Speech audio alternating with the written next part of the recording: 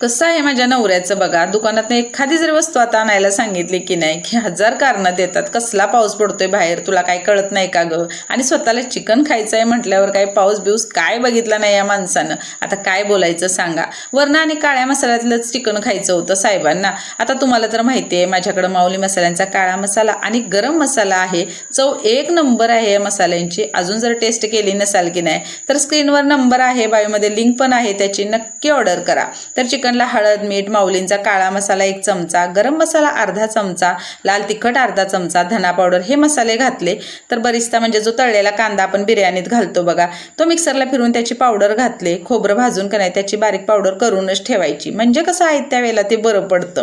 तर भाजलेला खोबऱ्याचा मग किस घातला, आलं लसूण पेस्ट घालायची, तेल घातलंय आणि शेवटी बघा कोथिंबीर घालून की नाही हे सगळं चांगलं एकजीव करायचं आणि मग झाकून ठेवायचं अर्धा तास तरी. मस्त मुरतं हे सगळं. मग फोडणी बिंडीची अजिबात बघा झंझटच नाही. कुकरमध्ये हे डायरेक्ट मुरलेलं चिकन घालायचं, जरासं त्याच्यात गरम पाणी घालायचं आणि झाकण लावून की नाही कुकरला फक्त बघा 2 शिट्ट्या करायच्या. तर बरिस्ता आणि खोबऱ्याचा किस जर तयार असेल की नाही तर अगदी हे झटपट तयार होते. भांड्याचा ढीगभर पसारा पण पडत नाही. नक्की करून बघा. भाकरी चपाती कशाबरोबर पण ताव मारायचा आणि सबस्क्राईब पण करायचं बरं का.